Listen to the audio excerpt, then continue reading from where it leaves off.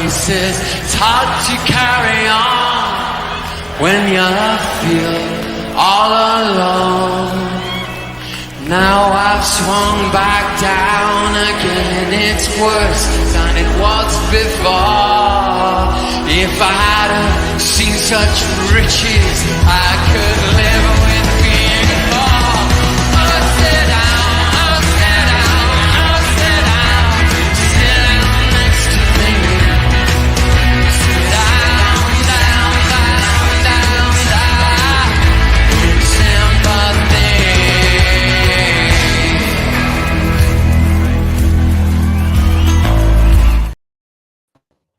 Evening all. Kenny, we're back. It's back to the weekly show. Normally on a Wednesday, but we're doing it tonight. How you been, mate? It's been good. Trying to get by. Waiting for the football season because the Olympics wasn't a distraction I hoped it would be. There were some really good events. The athletics I enjoyed. There wasn't enough for the football, sadly, or the boxing. They really prioritised sports where, rightly so, that Britain were involved in. So compared to other Olympics, I didn't enjoy it. But when you've watched the Euros and you come to the Olympics, I suppose it's second best. But most important thing is 2 days' time the season starts. Yeah, their predictions up and ready. But I said it now and I'll say it again. Every trophy that Arsenal participate in has to be prioritised. There's no nonsense that we hear all the time about. We haven't got a squad to compete all fronts. Well, if you believe that, then don't go around saying that Arteta's changed the club. He's made us competitive, and we've got the club's in good hands, and we will be competing for a long time. If you can't compete for simple trophies like the FA Cup and League Cup, and you're prioritising trophies because your squad's apparently can't cope with the amount of games, then you're contradicting yourself. Fact is, Arsenal haven't won anything for 5 years, anything of any note. Kenny, it's a great point. I'm going to start this off, mate. It's less than 48 hours now till we play Wolves at the Emirates. Are we ready, mate? Are we ready to go? Because I don't think we are. We've got a squad. I can't complain. But we're still lacking striker, man. Depends what you think. If you think physically, we're up there. We're ready physically. We've had the requisite amount of matches and training in lieu of the start of the league, so the players will be fit and raring to go. But you're right. In terms of like the players that the manager wants, still hasn't got Marino, the player he really wants into the squad, and we're still hearing, we still know we need a striker. So in that respect, we're not. But we went last season without a striker, and we carried on. So I think that's where the club's going to go. I think the player they really want is one more player, and that's a midfielder. Apart from that, it won't be a striker. But I say it now, I say it for time. Whatever happens, Arsenal have to hit the ground running. Don't worry about what Man City are doing, because you've got to hit the ground running. There is no margin of error.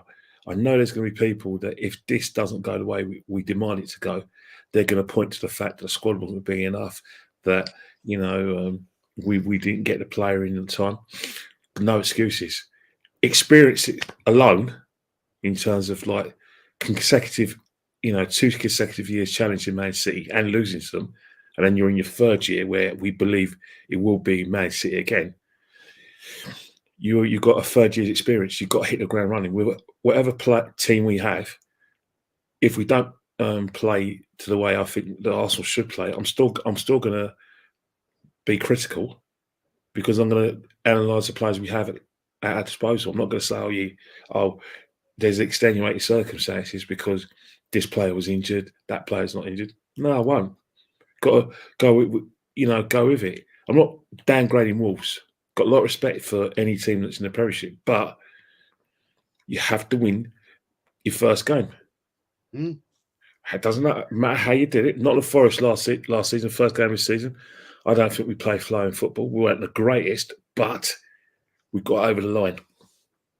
Yeah, I mean, but case in point today, Paul Merson, right, made the statement, yeah.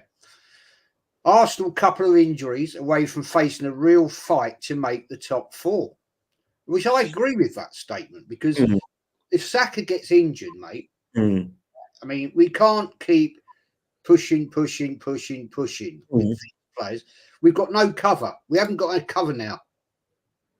And we haven't had cover for a very long time. That I agree with that, but the fact is that again, it belies the situation. Arsenal, we're all, PSR's killed. Is basically like put the brakes on quite a lot of football clubs to kind of development, and I always thought PSR would be the ones that will help Arsenal. It hasn't helped. It's been a hindrance. It's going to be even bigger hindrance. The topic of the week so far is Eddie. Why is Eddie still at the football club? What happened with Marseille? Why has Bournemouth going to spent money on was it a Brazilian or Portuguese forward? Something like that. Yeah, because £50 million on a forward. They've broken their transfer record. That's a player that we would like to get off the books. But saying that, Mercer's got a point. Up to a point, but if you think about it, depends who the key player is. If it's midfield, yeah, I agree. If it's personally, maybe it's someone like Rice or maybe Martin, Odegaard or Partey, 100%. Saka, yeah, definitely. But I say it respectfully, if Martinelli got injured, I wouldn't lose too much. It'd be a blow for the player. Probably be, uncomfortable. But there's better out there than Martinelli. And I say it respectfully. I've heard other podcasts who don't seem to like the fact that we analyse Martinelli differently from them. They think Martinelli's this great player that's got a high ceiling. He isn't. No. You see, he's what we get. He is not. He's not. We know. Yard of pace, man. Two seasons ago, I watched him. Sorry to interrupt you, and I'll come back to you. 2 seasons ago, I watched him against Lyon on the other day, right? And he was clean through, right? Clean through. 2 seasons ago, he would have outstripped that central defender. 150%. Caught him up and won the ball. 150%. He's lost it a little bit. But go on. No, it's not a gap. There's a ceiling where is there another level we can go to? I don't think he can go to that level. I know he's going to be very effective. He's going to get into the right area, score goals. But the manager seems to think that as well.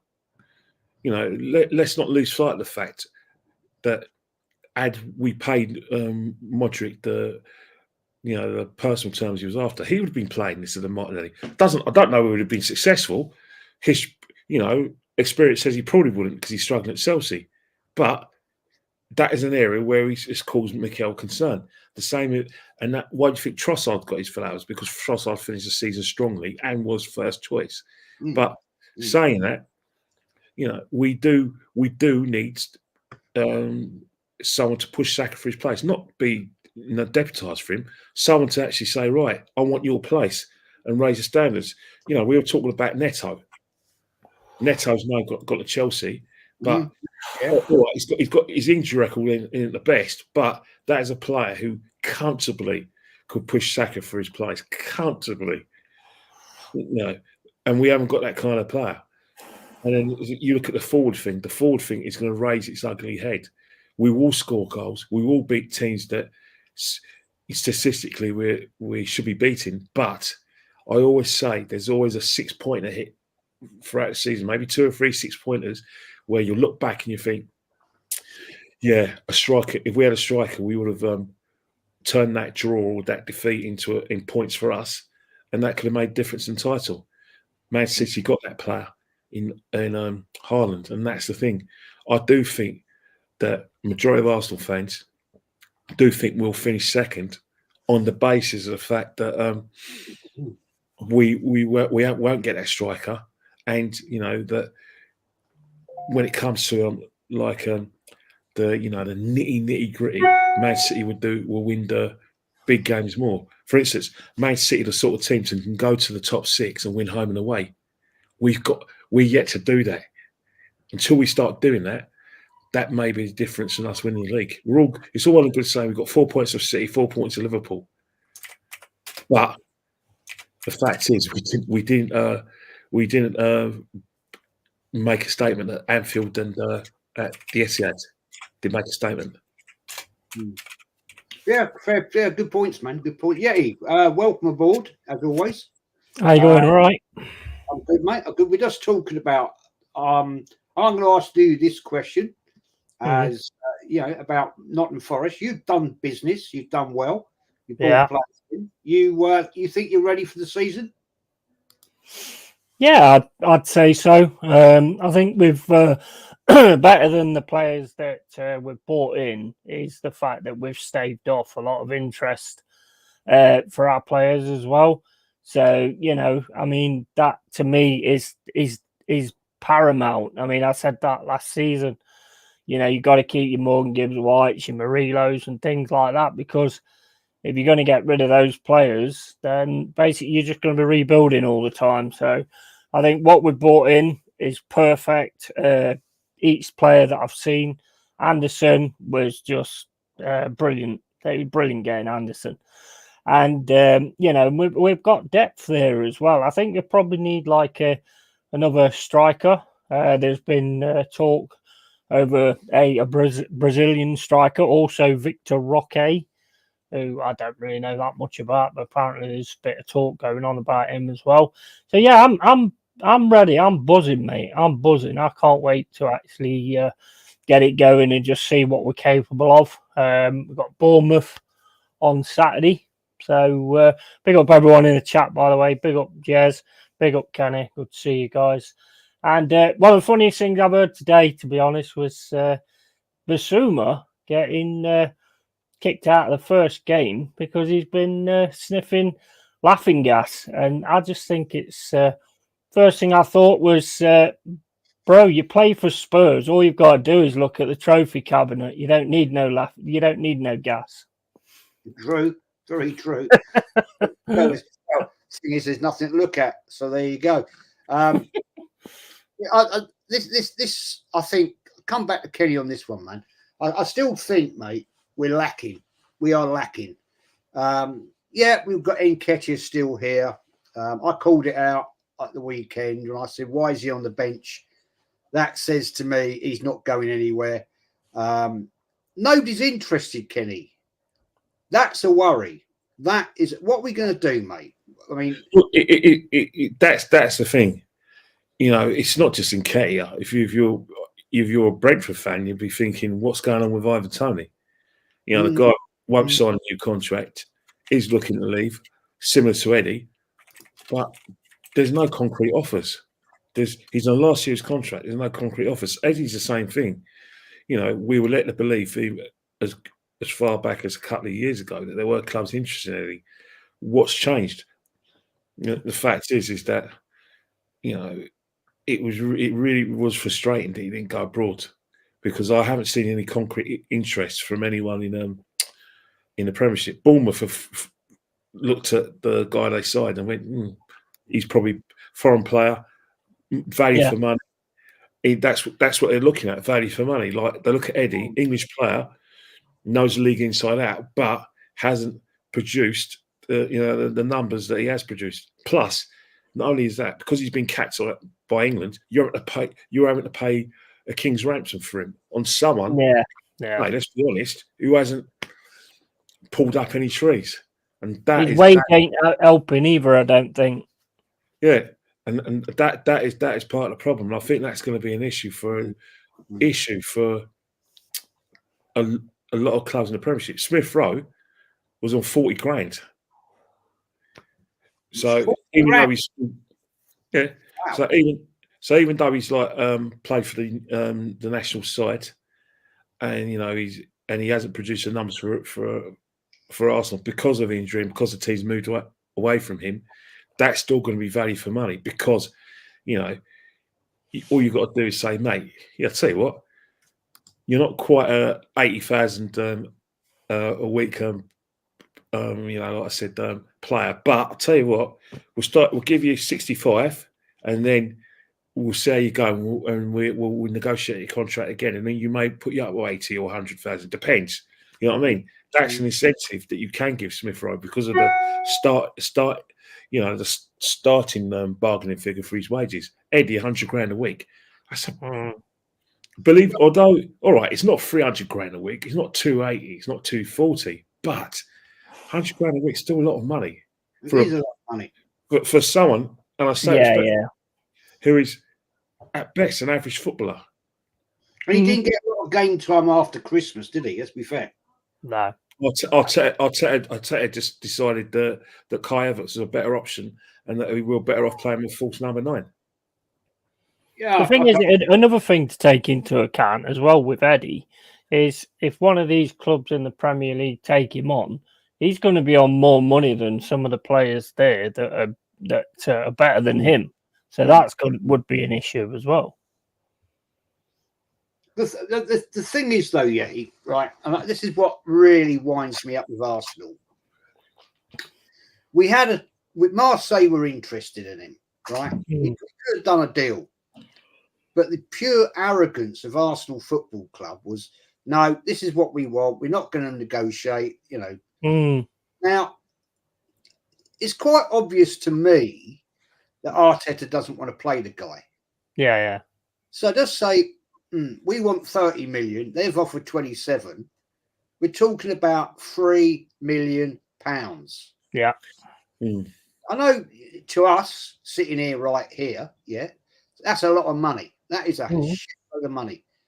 But to Arsenal Football Club, that ain't a lot of money. Yeah. If Arteta didn't want him and said, right, the asking price is 30, they're offering 27, just do the deal, man. Let the guy go. Definitely. If you're holding on to a chained dog, right? Yeah. That you're saying, you ain't going nowhere until we get the money we want. Come on, mate. I mean, it don't make sense, does it? I think it's wrong. I think it's wrong for the player, and I think it's wrong for the club. The thing is, he deserves to get away from there anyway, because he's not going to be used or anything like that. So give the lad a chance to actually go to Marseille and restart his career or whatever, and see if he can actually sort of do anything over there. I mean, one of the biggest problems I find with your lot, and I think a lot of us do it, to be fair, but basically you work on one transfer at a time. And I think a lot of us actually do that. But I was reading about Marino the other day. They value him at 30 mil. You value him at 25, I think it is. So again, you're not just working on one player at a time. Every time you go to do these deals, it's like they'll say 28, you'll go 22. And then they'll say 27, you'll go 23. So you're wasting time there as well, where you need to get these players in before the season starts for your pre-season stuff. I mean, all our players have played pre-season. So, I mean, and that's massive. Exactly. You know it is, Yeti. If Arsenal really wanted a player, they would have definitely got him over the line and negotiated. Because look at the Declan Rice thing last year. West Ham's valuation was 115 million. Yeah. We started off at 90 million, but we did reach a compromise because we really needed and wanted Declan. Yeah. And we also wanted him on that pre-season tour. So I'm not saying we don't want Marino, but if we really, really felt we needed that player, yeah, I agree. That we'll go. You'll negotiate to the extent. Said, right, I'm not leaving this room until we agree. And that's the thing. And I think that's where you look at Arsenal's bargaining tools. The proof of the pudding is when they really want to play. It's not just Arsenal, any club. The players magically appear. We really, for some reason, we really wanted Kai Havertz. That was the biggest secret.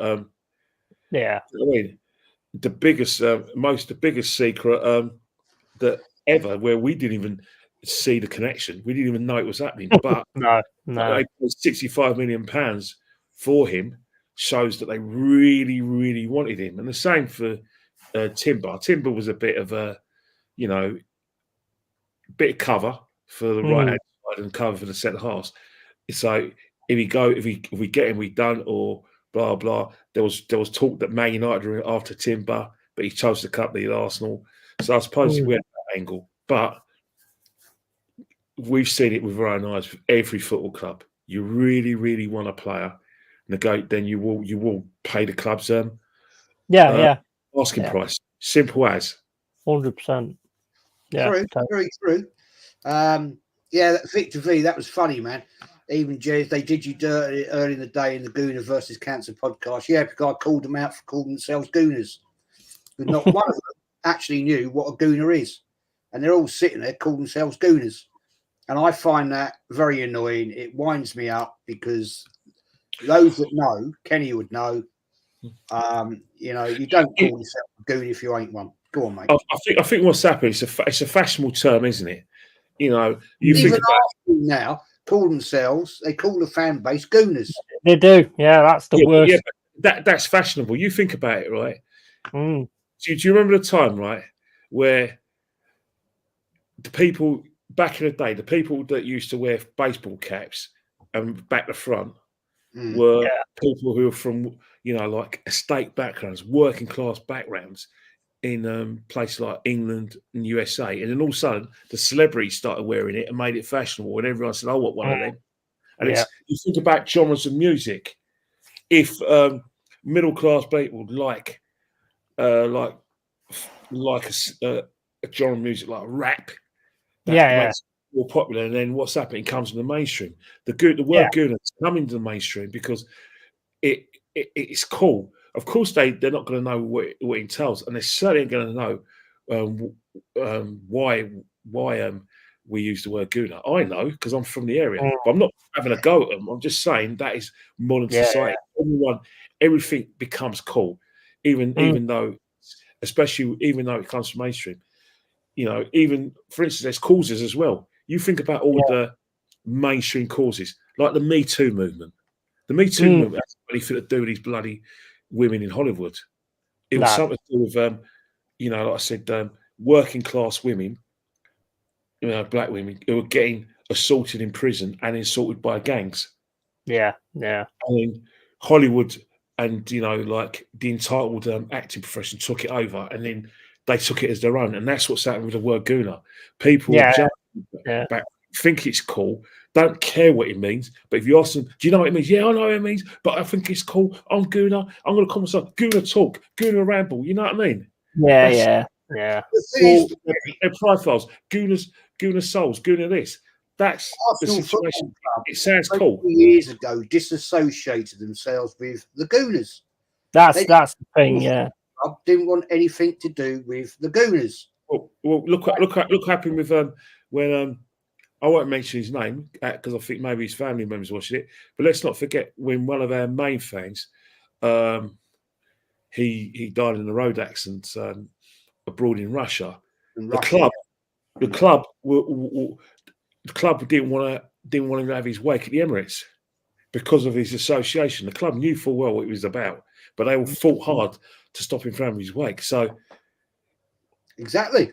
He personified that word, which the club hates with passion. But people use that because it sounds cool. Like for instance, a lot of swear words that people use.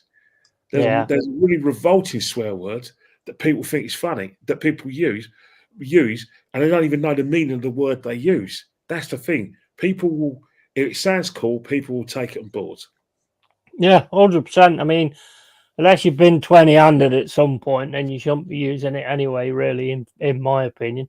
But you've also got, I think it was Sir Matt Busby that actually turned around and said about the Man United hooligans, and he used to say, I wish I could just pick them all up in one go and throw them in the middle of the river. Yeah, Simon Jack Charlton, Sheffield Wednesday, he was telling the Sheffield Star, don't report on anything they do. Don't even comment on it amongst yourselves, and then they'll go away. Don't give them the publicity they want. So did Brian Clough. Yeah. Oh yeah, 100%. Exactly the same. Don't associate with them. We don't nothing. Anyway, let's move on. Although he did go on the pitch and start punching people. Yes, he Oh, did. Yes, he we all did. remember that. But they did give him a kiss afterwards, so The No, whole he, point he, of he what I was trying to demanded say- one. He demanded that they kissed him. all I was trying to make a point was, don't call yourself something you don't know what it means. That was Yeah. my point, right? That was my point. If you don't know what it means, don't call yourself it. And because a lot of people can get upset about it. And it winds me up. Anyway, let's move on. Ramsdale, mate. Kenny, Ramsdale, still here. Offer came in from Ajax. Not interested. Not interested. Well, again, if a player like Ramsdale, it's either you pay the full fee and he leaves. The fact of him Ramsdale is that Ramsdale's got a lot to think about. He has to play first team football, albeit we got a World Cup in 2 years' time. Pickford going to sleepwalk his way into number one again? I mean, no, you look at the goalkeepers that are challenging Pickford as England's number one. I can't think of any of them with first choice at their clubs on a regular basis. I can't think of one. You look at the players who the goalkeepers who win, who are basically backups for Pickford. They don't start for their clubs. Now, Aaron Ramsdale can look at the situation and says that if he does get first team football, he could push for that place. Plus, it's his career as well. Remember, before he came to the football club and before Mikel dropped him, he went on a run of consecutive games. Yeah. And all of a sudden, he's gone to a big club. First two seasons was good, good. Although I had my reservations of whether he was a top goalkeeper, and I still do now. But the fact is that we have to get him off the books. The problem with the loan to like Ajax is Arsenal ain't going to want a loan if it's an obligation to buy. Aaron Ramsdale himself. The question I need to ask Aaron Ramsdale, maybe his dad, if he watches this, probably don't. But if you want to be England's number one, how's Lee Carsley going to watch you every week if you're playing in Holland? Yeah, true. Very true. Yeah. Good point. Very good point. Let's quickly do the super chat from Kyle. Kyle, hope you're well, mate. Hope you're getting better. I know you've had a bloody awful time for the last few months. Kyle. Thank you, mate. Keep well, Kyle.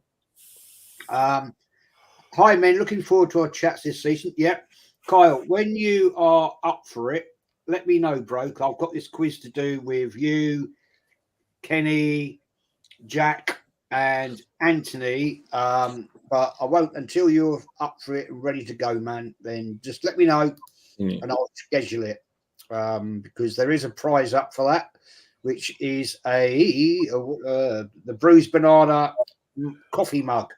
So that will be there. But Yeti, you've got both. Yeah, yep. At the City Ground. Yeah. You confident? Yeah, I am. As you know, I never underestimate a team, and they've just got that Evan Nilsson, which I'm pretty sure was on your books at one time. I'm pretty sure that's the first time I heard of him, and then we was interested in him as well, and they've just picked him up 45 mil, I think it is, and so he's going to be well up for making a difference. But yeah, I'm confident from what I've seen in the friendlies and the attitude that we are approaching the games, and the fact I can see what Nuno's doing, kind of thing, what he's trying to get him moving and things. I'm confident. I think we've got to have a good start. I think we've got to win that game, personally. I just can't wait, to be honest. I can't wait to see how it goes, how we line up, and just get in there, man. Get Chris Woods doing brilliant, to be fair, even though I did slag him off a lot last season, but I'm a flip-flop, I suppose. but you've got a 1 year as well, which I hope sort of gets himself sorted as well. But yeah, I'm really, really looking forward to this season. I think it's going to be a good one for us. I think I did a couple of watch-alongs with you of your pre-season games, Mm. and I have to say your defence looks a lot more assured because Yeah. last year that's what cost you. It Yeah. did cost you. There's no question. definitely, and also set pieces as well. Liverpool, it cost you. It cost you. Mm. You could have got decent results there, but unfortunately, you look a little bit stronger now, mate. So I think it's going to make a bit of a difference to you. But as TJ says, I'm ready to get hurt again, I guess. Yeah, I mean, it could be. Kyle says, I sure will, Jez. Absolutely looking forward to it. Thank you, gents. Yeah, you look after yourself, man. You've had a shit time. Yeah, look after yourself, mate. Al says, get Lee Gunner on this quiz, Jez, if you can. Lee don't like quizzes, unfortunately. And he's busy anyway. Almost says, I think we will finish above you this season. I have real confidence in Man United this season. We've made some great signings. I think that we have a really good chance to be up there. Kenny, can't knock it, can you? They've made some decent signings, Man United. Well, the thing with Man United is that since Sir Alex Ferguson's left the football club, they've always taken 2 steps forward and 5 back. You look at, there'll be one season where Man United will finish 2nd and then 3rd, and then they'll finish 6th, and then they'll finish 3rd, then they'll finish 6th, then they'll finish 4th, then they'll finish 6th, and then they'll finish 3rd, then they'll finish 8th. And that's what seems to happen. They don't seem to. It seems like, when they finish 3rd, it's because they go through. They in the last second half of the season, they get how do I say it? They start doing well in the cups. They start going on a run where they can't stop winning. It goes really well, and then they come into the new season very confident, but they haven't improved in certain areas. I think Man United, and where Man United need to improve is midfield. They really need to beef that up and make themselves difficult to beat. Last season, teams were just, even at Old Trafford, teams were just outnumbered in midfield and basically going throughout the fence. And Onana basically had to do, it was a very busy person. He had to be at his most concentrated for 95 minutes. And that's where it is with Man United. Until they can get the defence right, but get that balance in midfield, really right, then they won't be able to compete for the trophies they should be competing. Man United should be challenged for the league, not winning the league every season with the size of their club. It should be challenging for the Champions League. When we have discussions about the favourites for the Champions League, Man United should be in that conversation. And when it comes to the league, they should be in that conversation. They haven't been in that conversation since 2013. Yeah, that's 11 years. Man United should not have a situation where Crystal Palace can go in there and beat them. It shouldn't happen. Fulham should go in and beat them. They should be competitive at their own ground against Arsenal and Man City. Man United are the biggest club in this country, if not the biggest club in Europe, if not the world. And Man United need to own that fact. When Theo Walcott was trying to suggest to Roy Keane that maybe Arsenal are now bigger, that guy, if I was a Man United fan, I want to kick him in the face for saying that. Yeah, that's typical of this Generation Z, person who's trying to talk about what he said was a complete load of BS. Most of them do talk that, though, don't they? They dwarf us in terms of size. Let's not forget, we built the Emirates Stadium to catch up with them off the field.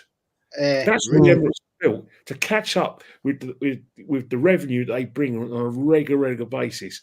And we were trying to catch up with the fact where, if you think about, like I said, the merchandise and like I said, the worldwide appeal, especially places like Asia and parts of Africa and all 4 corners of the world. They're the ones who were leading in that way before us, Man City, and Chelsea.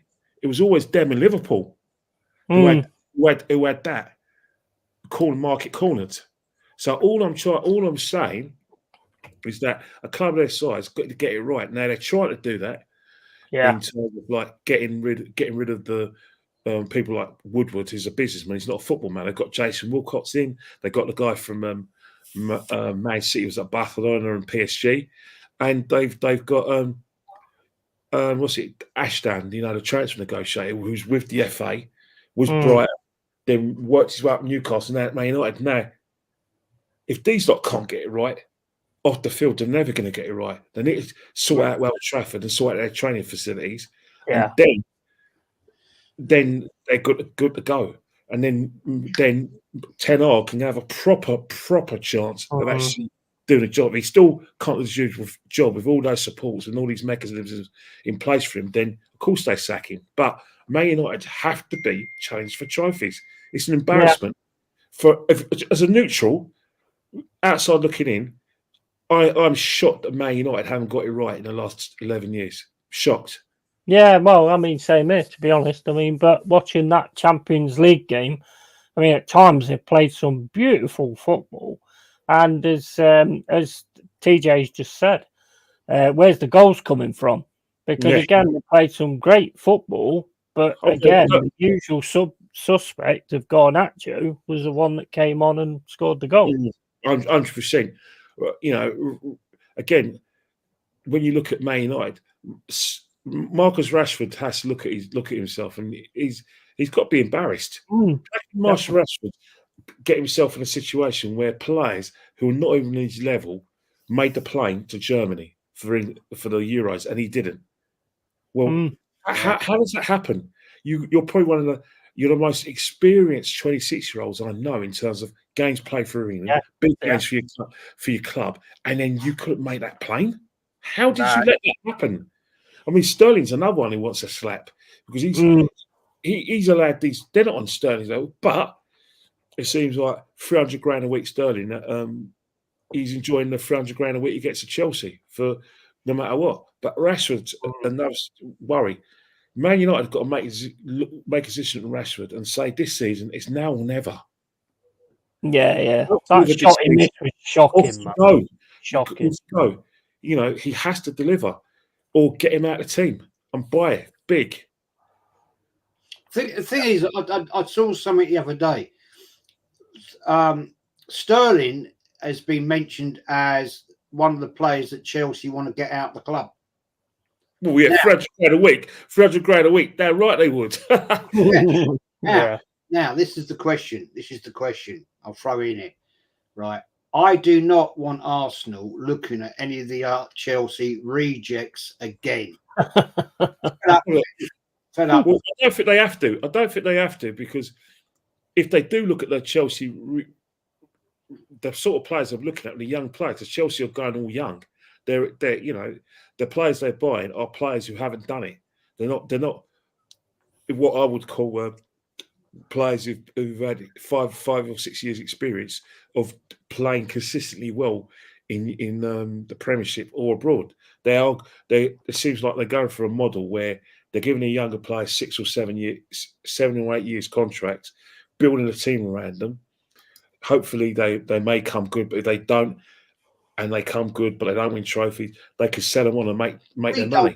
Mate, do we? We don't want Sterling. Come on, we don't want him. Well, it could be happening, mate, because I've just looked at Twitter and it says he said on Twitter, always wanted to be a gunner. Yeah. I don't wish to sound churlish, but it seems nowadays everyone's an Arsenal fan, isn't it? Everyone seems a Gooner. Everyone seems a Gooner. I mean, all the famous people, all Gooners. That's the actors and actresses. The rappers, the YouTubers are all Gooners, aren't we? Everyone's a Gooner now. We've got a very, very Generation Z fan base that is divorced from the traditional Gooners like me and you, who actually supported Arsenal before Ian Wright came over. We've got a lot of fans who supported the football club because of Ian Wright, which means a lot of fans didn't support their local club. They saw Ian Wright and said, right, I want to be like him. He represents, and it's not just him as a footballer wanting to be like Ian Wright the man because the way he expressed himself. So they all started supporting Arsenal. He dressed and all that. And that's the thing, but pretty dapper dresser. And it goes without saying. But in terms of like Sterling, look, the fact is that a couple of years ago, Sterling was a top player. Yeah, he was. Yeah, Let's not forget. Before he had that burglary. I say burglary. He was in Gareth Southgate's World Cup squad. He scored a goal in the first game against Iran. He was his main man. He had a very good European Championships 3 years ago. Now we're talking about, and he's only about 28, 27, 28. Yeah, we're talking about him as though he's second rate. That's how. That's what happens when you stand a slip, and we're gonna have this and that's why I wouldn't touch Sterling, because for a start, he's not going to be hungry, and two, he's gonna want and expect at least what Kai Havertz is getting. Yeah, Definitely. With the money you're paying him, you're going to have to start him now. Yeah. Is he better than Martinelli? On paper, yes, because he's won more than Martinelli, but his form of late, you might as well stick with Martinelli. It won't fit in your team anyway, because he's too greedy for a start. He's always been too greedy. His decisions is what lets him down. Because if he made the right decisions at the right time, but that's what he was doing. But he's always been that kind of player. But the numbers at Man City were fantastic. I could go as far as saying Mikel Arteta may think, well, I know this guy, I might want him. Good. Like when there was I was on Dan's show about 2 weeks ago, and I was talking about Sane. See, let's not forget Mikel Arteta was one of his coaches at Man City as well. So we don't really, you can't say never. Mikel would want players he can trust, players he knows inside out. He may feel we can get the best out of Sterling, but I think that Raheem Sterling's a long far away from the current football club. But you can never say never with Mikel. But that is on his salary. You'll have to start him. He'll want to start. Definitely. 100%. Or if it's sacrilege to pay that amount of money for some reason, a bench warmer, you might as well start the player. But is he in the right form? He'd want to be in front as well, I reckon. A start? I don't think so. He doesn't look hungry at Chelsea. He looks frustrated. He's at Man City. He's playing with the best team, best players in Europe. Some of them. He's playing the Champions League final. Now he's got Chelsea where he's playing with young players and not on his wavelength. Hence the fact he's trying to do it all and be the main man when he's not really a main man kind of player. He's not really a leader type of player. He's a player that will support a leader. True. Question from Joseph Kenny. Question to Kenny and Jez. Do you think Arteta will stay? Good question, this one. Good question. Will he stay if he doesn't win the league again, as we need trophies now? What do you think, mate? I think personally, I'll go first. If he don't win the league this season, right, or the Champions League, which is a totally different format, which is going to be interesting, right? For my mind, if he don't win, I think he'll be gone. Either he'll resign himself and walk away, or the board will say enough is enough. Kenny, what do you think? Well, the thing about Mikel Arteta, it's going to be about the fans, really. It's going to be very hard for him to lead the football club if he's got a huge approval rating. Yeah. This podcast, Lee's podcast, and a certain extent Dan's podcast, are the only three channels that have questioned Arteta's utility, suitability as a manager. All the rest of them are hugely satisfied. They credit him solely for changing the football club, not just changing the team, the football club. And they're very, very happy with with what they consider to be the progress. You know what I mean? They're very, very happy with it. So even if we don't win the league, we finish second, he will probably be devastated. He'll probably feel that I've taken this club as far as I can go. But I think that he'll feel the love from the fans, the majority of them, who just want to see themselves as good Gooners, and feel that that's our ceiling, that we can't beat Man City, and he'll stay. They'll rationalise that. We say we get 92 points, and Man City get 96. Well, we got 3 points more than we got last year, and this is our highest points total, because last year wasn't. We got 90 points. We win the Invincibles. They'll say it's our highest points total ever in the Premiership, and that Man City was just on a different level. Why would you sack him? They'll rationalise it. The defence is watertight. They'll just think it's getting better and better and better. When really and truly, our fans know that it has to be third time lucky, third time unlucky. Yeah, 100%. Big up, Tone. Big up, Tom. There's a couple of questions actually. I thought they're decent. This one unique. We have been left short yet again for the coming season. It will be rinse and repeat. Our football club has no shame whatsoever. We still have cracks. I think I call Grand Canyons personally unique. You're right.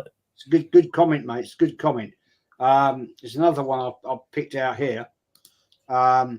If you've played under Arteta, Terry says, if you played under Arteta, would you leave another club to play under Arteta again, unless you want to win nothing else in your career? Yeti, what do you think on that one, mate?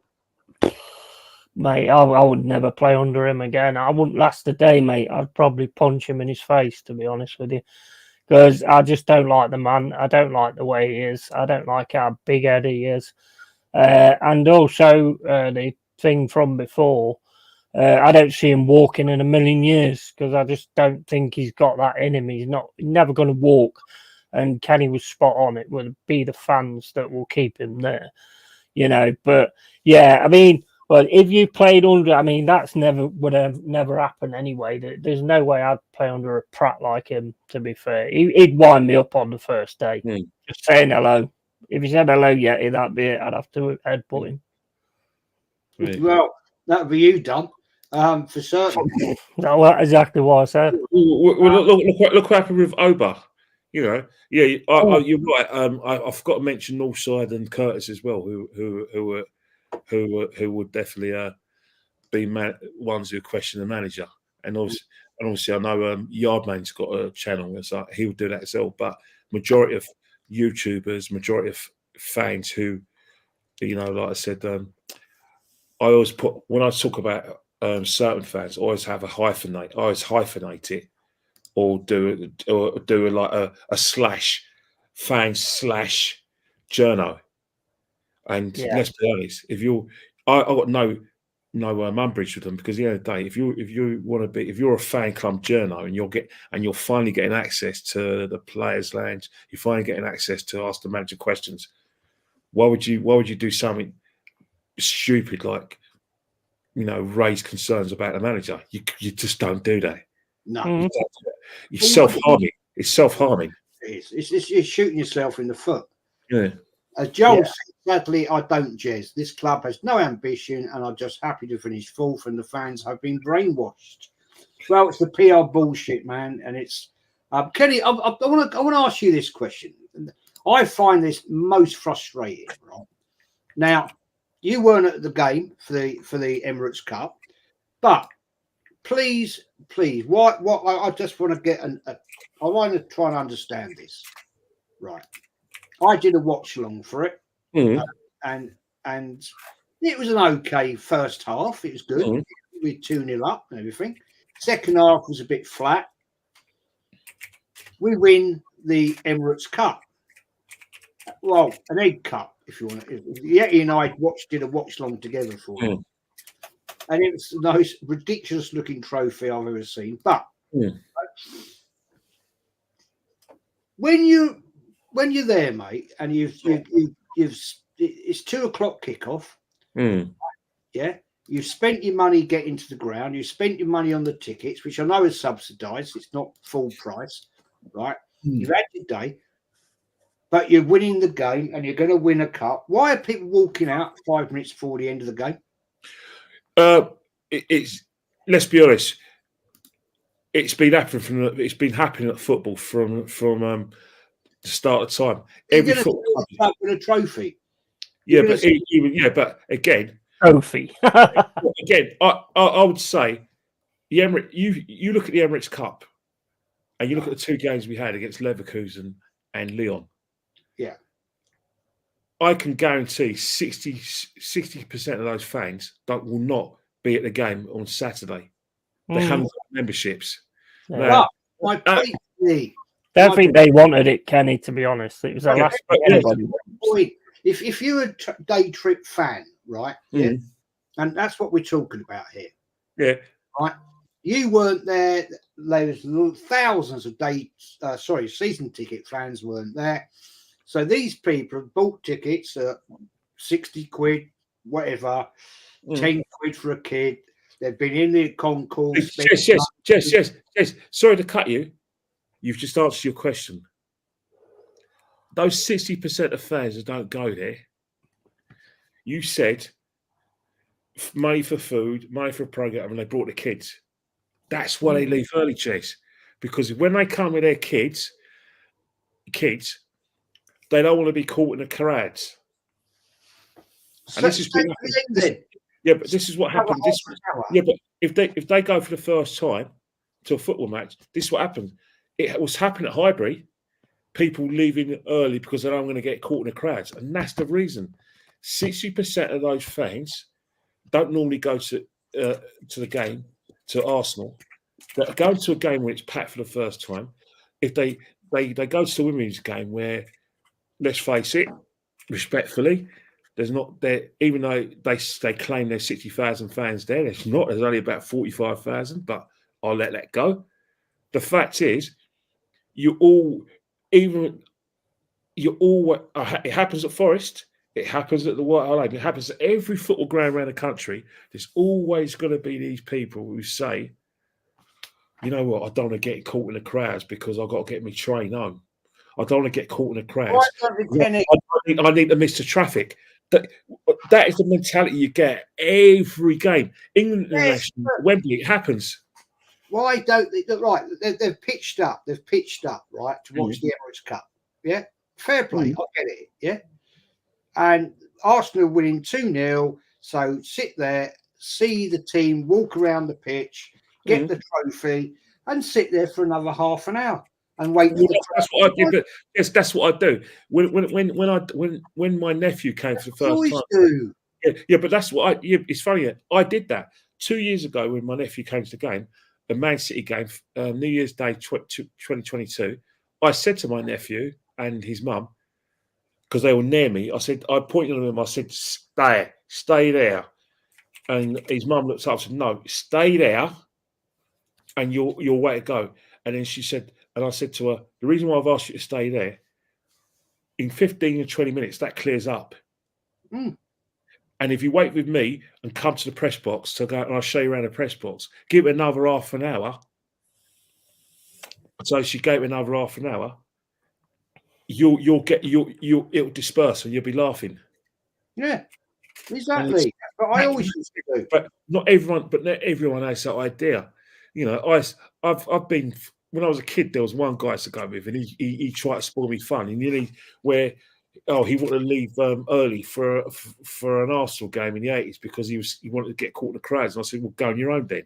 And my brother was furious. He went, he's spoiling our fun. And he's spoiled our experience. So we said, well, don't go with him again. But that's how people are. People have always had that mentality. Yeti will tell you that at Forest. I'm sure, Yeti, you've seen at Forest where people have left before the final whistle because they don't want to get caught in the crowds and they don't want to miss the traffic. But you can Sometimes there ain't many though. There ain't as many go out as your lot, to be fair. But you can always see. There are some people do that at Forest, though, isn't it? There is some, yeah. I used to live a quarter of a mile down the bloody Admiral Road. I used to sit in the North Bank and just sit there and go chat to my mates, have a chat.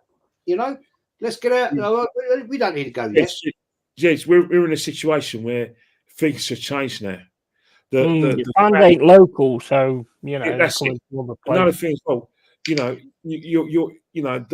the same people that leave the ground early, or what you call day trippers, who join our fan base late. You know, they like to get to a game and blah blah, and then they're on their phones filming it and filming. So excited because they want it. It's a memory. Now, for me, it's bread and butter, but for them, it's a different kettle of fish. But they're the same people that will use the word Gooner because it sounds cool, because they want that Arsenal experience. Anything that makes them out to be a true Arsenal fan, they'll grab hold of. Yeah, They won't use Gooner. They will come to the games, but old habits die hard. I see it in every major event. I've been to England games where England played, and they've done the same thing. There's always that mentality where people always think, "Oh, I've left early because I don't want to miss the traffic." And you know what?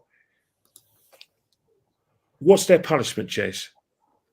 You know what their punishment is. Karma always bites somebody else, because in Premiership games, everyone knows in injury time, that's when the action starts. That's when a player get injured. That's when a player will make a mistake out of tiredness, give away a penalty, or on the counter attack. Yeah, those shops who left early, they're the ones who are crying on the way to the motorway where they hear a cheer. Yeah, back in. So we saw it, man. We saw it at West Ham. Arsenal fans walking out, right? At Arsenal, 5-0 up, they score, and they're trying to get back in the ground. Jesus, come on. What are you doing? Look what happened in England in the Euros against Slovakia when they walked out, and then they could hear the crowd going, and with Bellingham scored the overhead kick, and they tried to get to the ground for extra time. I know. I don't get it, man. It's crazy, football is a totally different game. But anyway, I know, Kenny, you've got to bounce off, mate, because you've got to do what you've got to do. Mate, give us your prediction for the game, Arsenal Wolves, bro. Arsenal win 2-0. Arsenal will play the same way they played before. They'll score a couple of early goals. Wolves won't be able to break them down. Everyone will say that, it's a regulation 2 point. To be honest, we want a performance. We're not going to get one. We're going to get a win, and we have to. I expect us to win. We're a big team now. We have to win this game. I'm saying 2-0. It won't be pretty. It won't be exciting. It'll be probably like the Lyon game last Sunday, where we scored a couple of goals, and then the second half just becomes an afterthought. Facts, man. Just answer this question, Christopher. Jez, what's your favourite over Arsenal game you've been to live? That would be Anfield 89 when we beat Liverpool 2-0 to win the Division 1 trophy. Was you there? Was you there in 89? No. No. Oh dear. Just want to show this. I can't show. What's going on? I can't show this. Oh, hang on. No, hang on. Big up, Dal. Hope you're well, mate. Dal couldn't join us tonight, unfortunately. He's been called out of town. He was going to join us. Thank you for your super chat. Nice one, fellas. Nice one, mate. Hope you have a great time out of town. Whatever you're doing. I think he's working, actually. He was a bit of a bummer. Henry, hope you're well, fella. How you doing? I did try and explain to you how to put your notification bell on, because you can't get the black belt on your channel, mate. So you're not going to get people getting notifications on there. But yeah, there we are. He's probably better at explaining that than me, because he's a bit of a technophobe, but technophobe, whatever you want to call it. Well, technophobe, whatever you call them.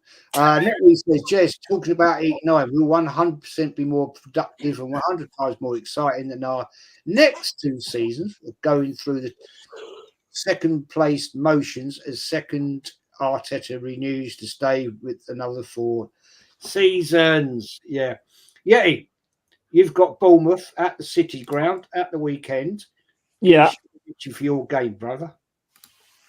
Well, I think basically now we've seemed to have got our corners sorted out, which is something I've been screaming for ages, that we need to be scoring from corners and defending corners well as well.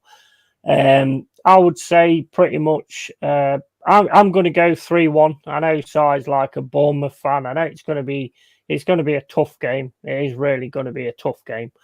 But I'm hoping that we can actually come through this with a win. I think the confidence is high at the minute. Apparently, Nuno's not going to be in the dugout, so I'm expecting a phone call. So they'll call me over. Yeah, so that's what I'm kind of looking for. So, yeah, I think it'll be a tough game. I think it'll be a very tough game. Could even be a draw because Bournemouth ain't a bad side, and that manager's got them playing really well. I know they've just lost Solanke, but they've also got Semenyo, and he's no easy feat either. He's a player that I rate quite a lot as well. So yeah, I think we'll still go and win it, but we don't normally win our first game of the season. To be fair, are you guys playing at Emirates? Yeah. Emirates, yeah, definitely. We had you last year, isn't it? Yeah, that's right. Yeah, that's when the kickoff got delayed by half an hour because electronic things wasn't working. Yeah, and we should have got a draw really, but anyway, that's another story. Watch for that, Yeti? What's that? Your game. You did a watch along for it? Oh yeah, I'll definitely be doing a watch along on Saturday for the Forest. I've got to sort my watch for it out. I've got an idea for that. Yeah, we could do a joint watch along of I watch Arsenal, you watch Forest. That's what I said the other day. If you want to do that, okay, we do that. Yeah, that's fine by me. I mean, I'm going to be concentrating on my game. You'll be concentrating on your game. So yeah, but we still interact. You know? Oh yeah, I don't know. I'll probably just like boot you out of the stream, to be honest, while I'm watching. What we'll do is stream it on both channels, right?